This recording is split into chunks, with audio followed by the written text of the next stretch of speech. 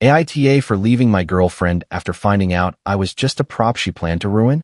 My name is Mason, I'm 31, and I work as a project coordinator for a small commercial renovation company in Portland, Oregon. That means I spend most of my day chasing permits, delivery windows, subcontractors, and grown adults who swear they never got the email while replying inside the same email thread. I lived in a 2-bedroom apartment with my girlfriend, Tessa, who was 29, and for a long time our biggest ongoing argument was whether the dishwasher was a storage unit or an appliance. I believed dishes went in dirty and came out clean. Tessa believed clean dishes could live in there indefinitely, like they had signed a lease. Before everything happened, my life was normal in a way I didn't appreciate enough. Work, gym when I wasn't too tired, Sunday breakfast burritos from the place on Division, Target runs where we somehow went in for toothpaste and came out with candles, and a friend group I honestly thought was solid. We had group chats, brewery nights, trivia, game nights at Jonah's place, and Venmo requests sent with captions like, "For fries I absolutely did not eat." Then Tessa turned our relationship into proof that she was the most loyal woman on the internet, and somehow I became the villain in a story I didn't even know she was writing. At first, her social media stuff was harmless. She had always liked posting outfit videos by the window because the light was better there, coffee runs, clips of our apartment after she cleaned one corner and carefully angled the camera away from the laundry basket in the hallway. Sometimes she filmed me making eggs on Sunday mornings, usually with some caption like, "He labels leftovers like a dad, but he cooks, so we keep him." I didn't love being on camera, but I didn't hate it either. I was awkward. I never knew where to look. Tessa would say, "Just act normal," which is the fastest way to make me act like I'm being questioned at customs. Still, it felt cute. Normal couple stuff. Then her content shifted. It started with little relationship posts. A loyal woman doesn't need to be watched. Secure men don't confuse boundaries with secrets. If he's insecure, he'll call your piece suspicious. I remember looking over from the kitchen one night while she sat cross-legged on the living room rug editing a reel on the shared iPad. She had a ring light clipped to a chair and a half-eaten bowl of cereal beside her. "Is this about me?" I asked, half joking. She didn't look up. "No, babe. It's content." "That's comforting." She laughed and came over to kiss my shoulder. People like couples they can believe in. It's not that deep. I believed her because at the time there was no reason not to. Or maybe there were reasons, and I just didn't want to turn into the kind of guy who inspected captions like evidence. Our friends loved it. Harper, Tessa's best friend, helped film and edit some of the videos. Harper had the kind of loyalty that sounded beautiful until you realized it never asked questions. If Tessa said something was empowering, Harper was already finding a trending sound for it. Brent, one of my closest friends, mostly rolled his eyes and said, "As long as nobody asks me to do a dance, I support women." Nina, Brent's sister and my friend from an old job, watched more carefully. I didn't notice that at first. Jonah noticed everything. Jonah was 32, a friend of a friend who had become part of the regular group because he hosted decent game nights and always knew which new taproom had a soft opening. He was charming in that low-effort way some men are when they know people will fill in the personality for them. He wore expensive sneakers to casual places and said, "No pressure," right before applying pressure. At first, he teased me like everyone else. "Man, Mason is lucky," he said one night at trivia after Tessa posted a story about loyalty. "You got a girl out here making monogamy look like a luxury brand." I laughed because everyone else laughed. Then the jokes changed.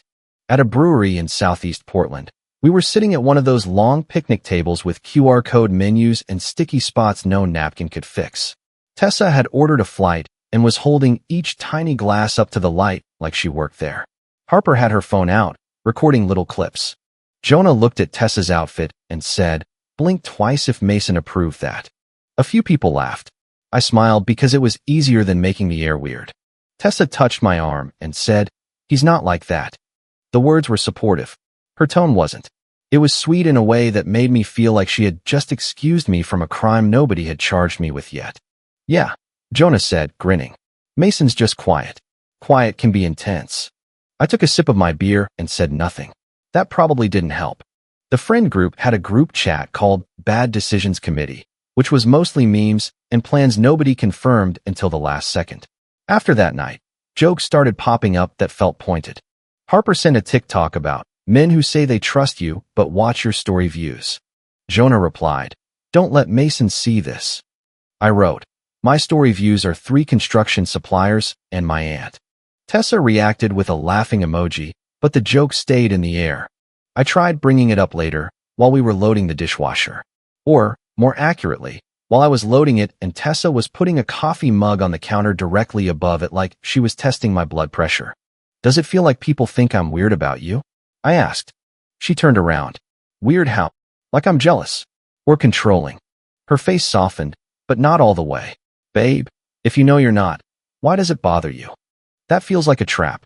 "It's not a trap. I'm just saying, secure energy doesn't need constant clarification." I stared at her. "That sounds like something you'd put over a video of you watering a plant." She smiled, but her eyes were sharper. "Maybe don't make it content, then." The first real incident happened at a taproom in Northeast Portland. The place had renovated brick walls, hanging plants, Edison bulbs, and flights served on little wooden paddles. Brent was trying to convince everyone to come to his birthday dinner the next month, and Harper was filming Tessa doing some couples loyalty challenge for her page. I didn't know it was going to involve me until Harper swung the phone toward my face. "No," I said, putting one hand up. "I'm not doing that." Tessa blinked like I had said something rude. "It's just a fun thing. I'm not mad. I just don't want to be filmed." Harper lowered the phone halfway. "It's not live. That doesn't make me want to do it." Tessa smiled, the public smile. The one that said she was being gracious in front of witnesses. "That's fine, babe. Nobody's forcing you." "Thank you." But she didn't drop it. 20 minutes later, while people were ordering another round, she leaned close and said, quietly enough that only I could hear, "You're making this weird because you know how it looks." "How what looks?"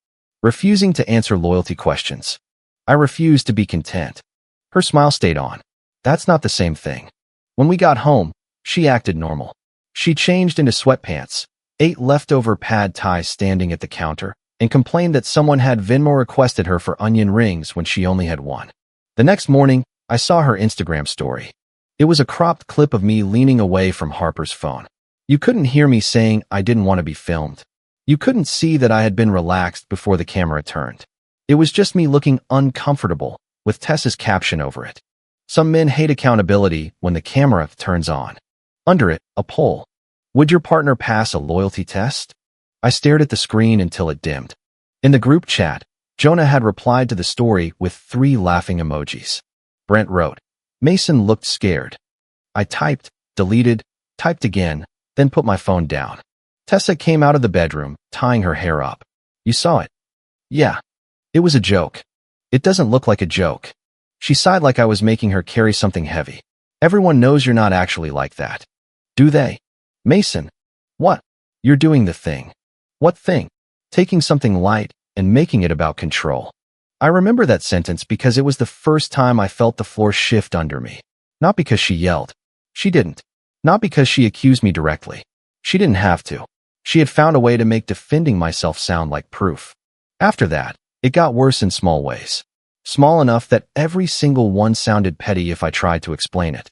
Tessa would say things in front of people like, "Mason gets weird when I go out," even though I was usually the one offering to pick her up if she didn't want to Uber. Or, "He says he doesn't check my phone," which is exactly what someone would say if they wanted credit for not doing it.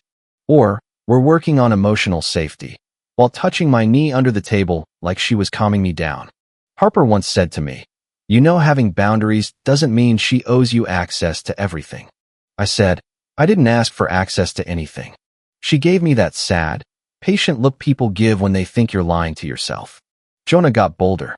At a game night, I walked into the kitchen and the conversation stopped just a little too fast. Tessa was leaning against the counter next to Jonah, laughing. Jonah looked at me and said, "Careful, everybody. The hall monitor's here." I smiled because my body hadn't learned yet that peacekeeping could come at my own expense. Nina was in the kitchen too. She didn't laugh. She looked from Jonah to Tessa, then at me, like she was trying to solve a math problem nobody else knew was on the board. "You good?" she asked me later, while we were throwing paper plates away. "Yeah," I said. "Just tired." She nodded like she didn't believe me, but she didn't push. The thing I haven't mentioned yet is that I had been saving for an engagement ring. Not in some dramatic movie way. I didn't have a ring hidden in a sock drawer. I had a separate savings account labeled future stuff, which is what men name emotional decisions when we're trying not to scare ourselves.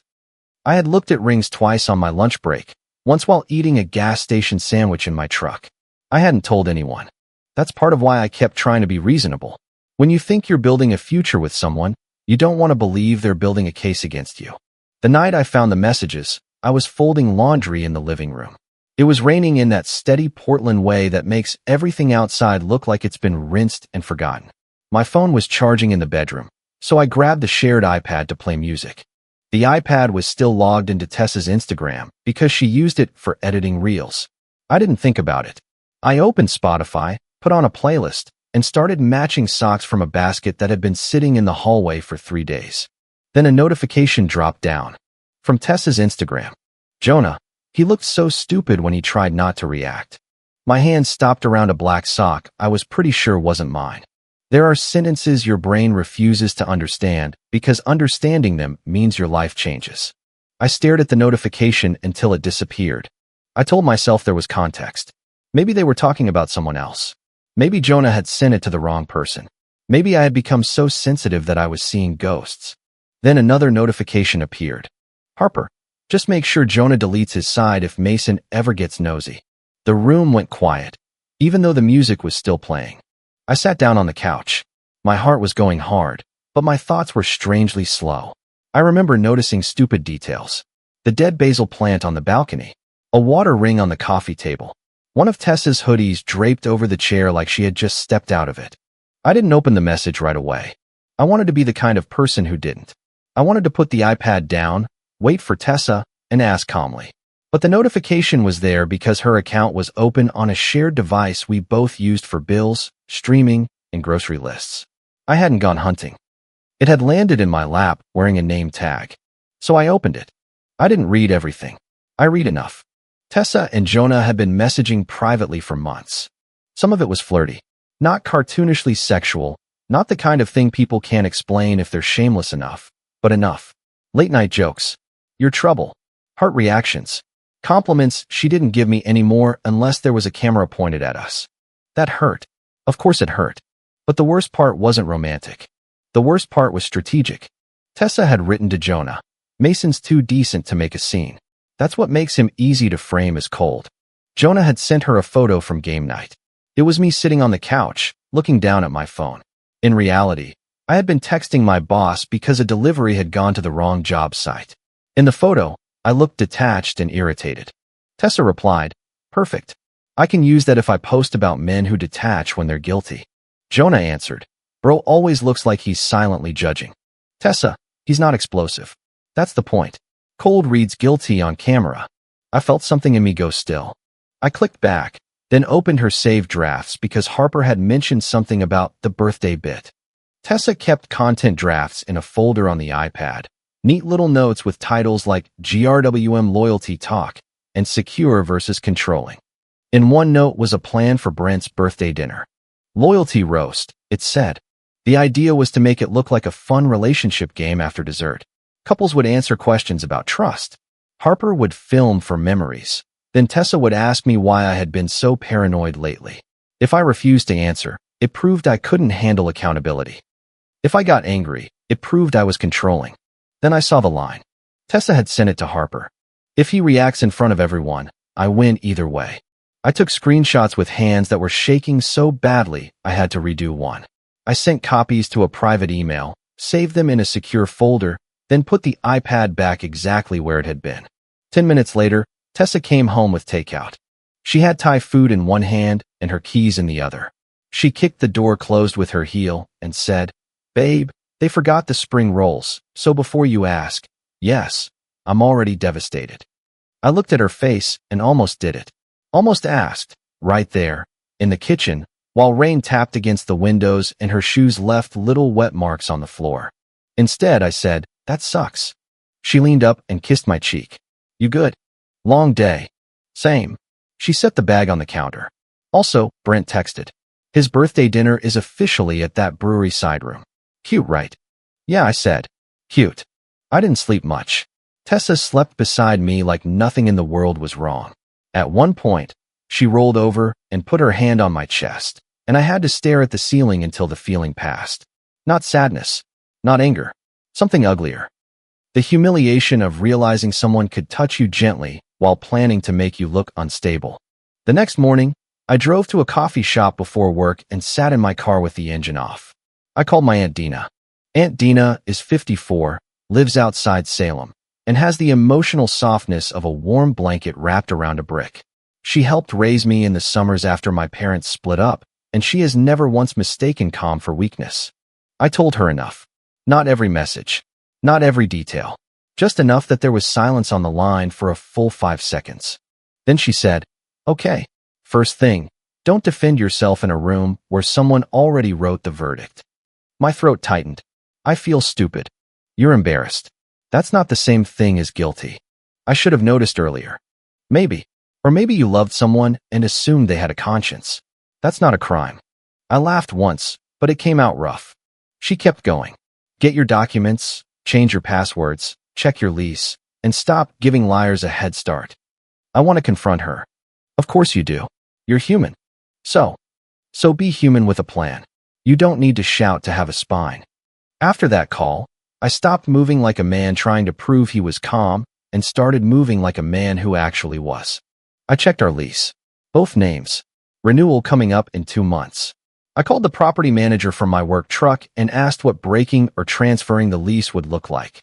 I separated my personal documents from the file box in the closet: passport, birth certificate, truck title, tax stuff. I changed my passwords, logged out of shared streaming accounts, updated my password manager, and moved the engagement money into a separate account with a name that didn't make me feel like an idiot every time I saw it. I packed a backpack with clothes, chargers, and work documents and put it in my trunk. Not because I was scared of Tessa physically, but because I knew how fast a conversation could become a performance if she had an audience. Then I texted Nina. "Can we get coffee? Need to ask you something weird. Please don't tell the group." She replied almost immediately. "Yeah, noon, same place." We met at a coffee shop with fogged windows and tiny tables too close together. Nina had an iced coffee she kept stirring but never drank. I didn't dump everything on her. I showed her one screenshot, the one where Tessa wrote that I was easy to frame as cold. Nina's face changed. "Wow," she said quietly. "I'm not asking you to take sides. You should. I'm asking you not to be blindsided if something happens at Brent's dinner." She looked down at the screenshot again. I knew something was off. That hit harder than I expected. "What do you mean?" She rubbed her forehead. "Jonah and Tessa. The vibe. The little looks. And the way everyone started talking about you like you were this problem we were all politely managing. I thought I was imagining it. You weren't." Her voice got smaller. "I should have said something sooner. You didn't have proof. I think I was telling myself I was being mature by not starting drama." She finally pushed the coffee away. "I think I was just being scared." I told her I wasn't planning to start anything. If Tessa let the dinner be a dinner, I would handle the breakup privately after. I meant that. I didn't want a scene. I didn't want revenge. I wanted out. But if Tessa tried to humiliate me in front of everyone again, I wasn't going to protect her from the truth. Nina nodded. "You don't owe anyone a performance just because she brought an audience." Brent's birthday dinner was on a Saturday night in the side room of a brewery that used to be some kind of warehouse. There were exposed beams, a long table, a chalkboard menu, and a TV mounted on the wall for Brent's photo slideshow. Somebody had put up a crooked "Happy Birthday" banner, and Brent kept insisting it looked better crooked because it had movement. People arrived with gifts, jackets damp from the rain, and the kind of cheerful energy that happens when everyone is pretending they don't know anything is wrong. Tessa was extra affectionate. She fixed my collar. She touched my arm when she laughed. She leaned into me for a photo and said, "You're being so quiet tonight, babe." I said, "Just listening." Her smile flickered. Jonah was there in a black jacket and those expensive sneakers, avoiding my eyes but smirking whenever Tessa spoke. Harper kept checking her phone camera, pretending to look at messages. Nina sat across from me. Brent moved around the room, making sure people had drinks, because hosting was how he avoided feelings. Dinner was normal at first. Shared plates. Someone complained about the price of cauliflower wings. Brent opened a gift card and said, "This is perfect. I love being perceived as someone who shops at Home Depot. People laughed. Venmo requests started before dessert because nobody trusted anyone's math. I almost let myself believe nothing would happen. Then dessert came out, and Tessa stood. "Okay," she said, tapping her glass lightly with a spoon. "Before everyone gets too sleepy, Harper and I thought it would be fun to do a little relationship game." My stomach dropped. Brent looked confused. "Eh, what?" "A loyalty roast," Tessa said brightly. "Nothing serious. Just funny questions. Couples, trust, all that." Harper already had her phone up. Nina's eyes met mine. I put my napkin on the table. "I'm not doing this." Tessa laughed, but it was tight. "See? This is what I mean." The room shifted. I heard somebody give an uncomfortable little chuckle. Jonah leaned back in his chair, arms crossed, enjoying himself. Tessa turned toward me, still smiling for the room. "I'm not attacking you, Mason.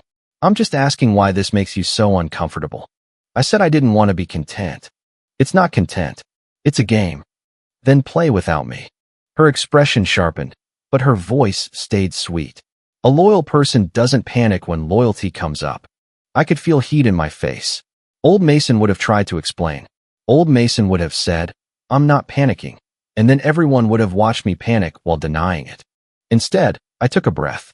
Tessa tilted her head. "If there's nothing wrong, you should be able to answer in public." I looked at her, really looked at her. The polished face, the careful posture, the confidence of someone who thought she already knew how the scene ended. "You're right," I said. "Public seems to be your preferred format." Her smile disappeared. I stood up and walked to the TV. Earlier, Brent had connected his phone for the slideshow, and the adapter was still sitting on the small table under the screen. My hands were steady enough. That surprised me. I plugged in my phone, entered the passcode, and opened the folder with the screenshots. Brent said, "Mason, what's going on?" I looked at him. "I'm sorry this is happening at your birthday. I wasn't going to start it." Tessa stood quickly. "What are you doing?" "What you asked for," I said. "Answering in public." I didn't show everything. I wasn't going to turn my pain into a slideshow. I showed 3 screenshots. The first was Tessa telling Jonah, "Mason's too decent to make a scene. That's what makes him easy to frame as cold." Nobody spoke.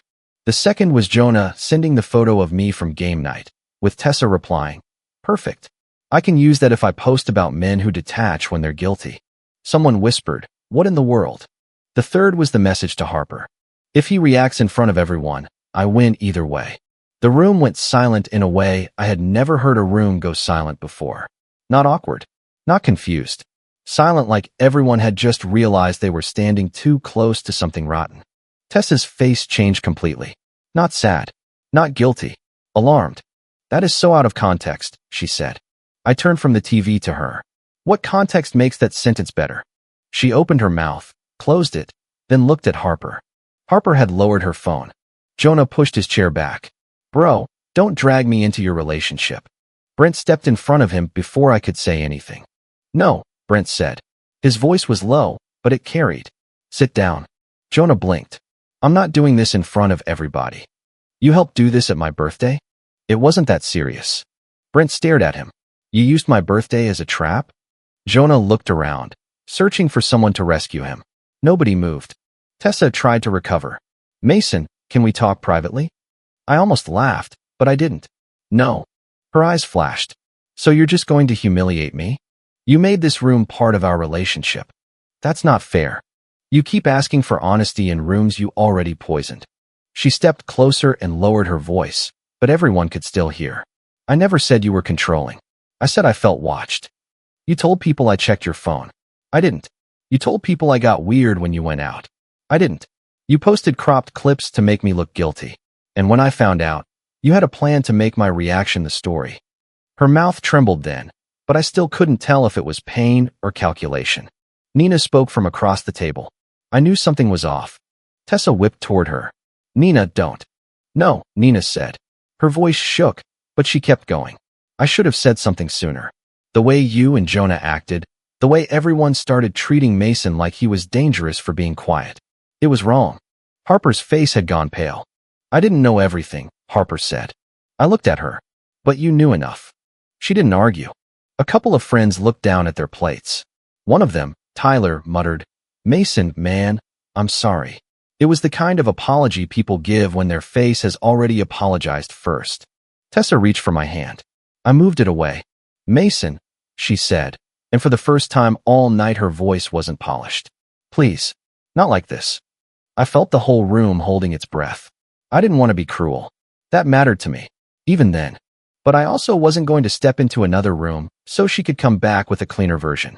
"You wanted witnesses," I said. "Now you have them. We're done." She stared at me like she had never considered that ending. Then she grabbed her purse and left so fast her chair hit the wall behind her. Jonah tried to leave 2 minutes later. Brent told him not to come back around for a while, which was Brent's conflict-avoidant way of saying forever. Jonah muttered something about private jokes being twisted, but nobody followed him out. The rest of the night didn't become some triumphant scene where everyone clapped. Real life is uglier and quieter than that. People sat with what they had participated in. Some apologized right away. Some avoided me because guilt made them useless. Brent looked like he wanted to crawl out of his own birthday. "I'm sorry," he told me near the door, one hand rubbing the back of his neck. "I thought relationship drama should stay private." "I wanted it private," I said. He nodded, looking toward the TV, where the screen had gone dark. "Yeah, I get that now." I slept at Brent's place that night, in his spare room with a stack of clean towels on the chair and a camping pad leaning against the wall. I didn't sleep well, but I slept somewhere Tessa couldn't walk in and start editing the story in real time. At 1:17 a.m., Harper sent a message to the group chat. I didn't know everything, but I knew enough. The loyalty roast was planned to make Mason look bad if he reacted or refused. "I'm sorry." Nobody knew what to say after that. The chat stayed dead until morning. Tessa deleted several posts that night. Not all of them. Just enough to show she knew which ones looked different once people understood the machinery behind them. By Sunday afternoon, she had posted a close friend story about leaving a relationship where emotional control was disguised as calm. I know because 2 people sent it to me, then immediately apologized for sending it. I didn't respond. I didn't post screenshots. I didn't make a public statement. I didn't need strangers to vote on my pain. And the thing was, her story didn't land the way she wanted. The people closest to it didn't validate her. Nina didn't. Brent didn't. Harper didn't, not publicly anyway. Jonah disappeared from the main group chat after Brent removed him from the next trivia invite.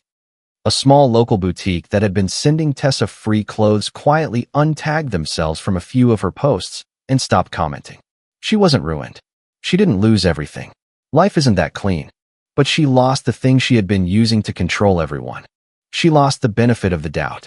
The apartment was the hardest part. We handled it through short texts, because every phone call turned into her trying to shift the center of gravity. Can we talk like adults? We can coordinate the lease and belongings by text.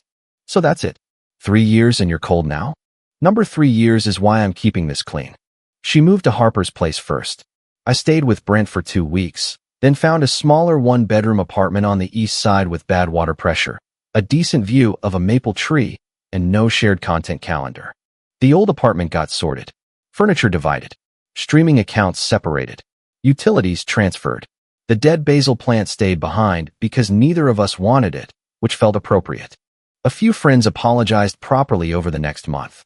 Tyler bought me a beer and said, "I should have asked you directly instead of laughing at jokes." I said, "Yeah." He winced. Fair. Brent apologized more than once until I told him he was getting annoying. Nina didn't overdo it. She just kept showing up. Coffee. A text before trivia. A meme about dishwashers that was so stupid I laughed in the middle of a work meeting. Aunt Dina checked on me every Sunday. "You eating?" she asked the first time. "Yes." "Actual food?" Define actual. "Mason, I had a breakfast burrito."